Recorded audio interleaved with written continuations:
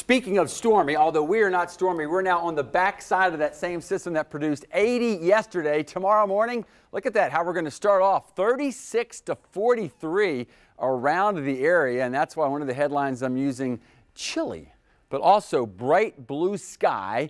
We're on what's called the subsidence side of the storm, will be for quite a while. So yes, chilly mornings are on the way, but also blue skies. And so tomorrow, yeah, it's going to be a wind chill for March, but still we'll manage a high of 66 degrees. So let's take a look. I think the computer models are handling this one quite well.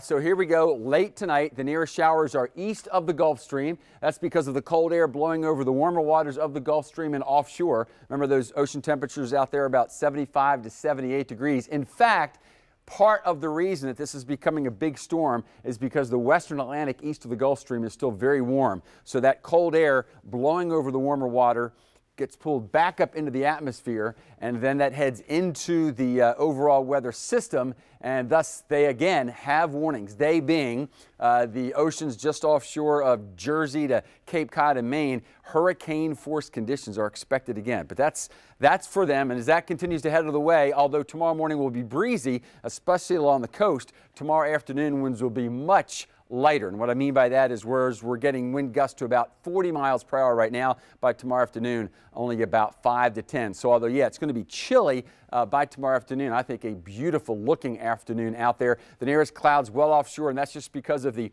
cooler air blowing over the warmer waters. Notice probably outside of some cirrus clouds, which are just ice crystals up at about 30,000 feet, clear tomorrow because very dry air settling over the area, and we're going to have it for a while. Let's take a look at the jet stream, because that really is the interstate of the major weather players. And well, this is the jet stream that, as we were heading into March, we talked about the fact that an anomaly was developing, meaning an oddity, something you don't see much, and that is the jet stream at 30,000 feet, instead of basically west to east, was blowing east to west from northern Europe, and that was going to set up a wild pattern in March, and it has. However, now it's going to begin to unwind, kind of like if you get a rope going and you stop. Takes a while. But this rope, watch how it kind of settles out as we go through the week. And all you still have these, gosh, Jessica, I still have a hard time with that. Is it undulation or indulation?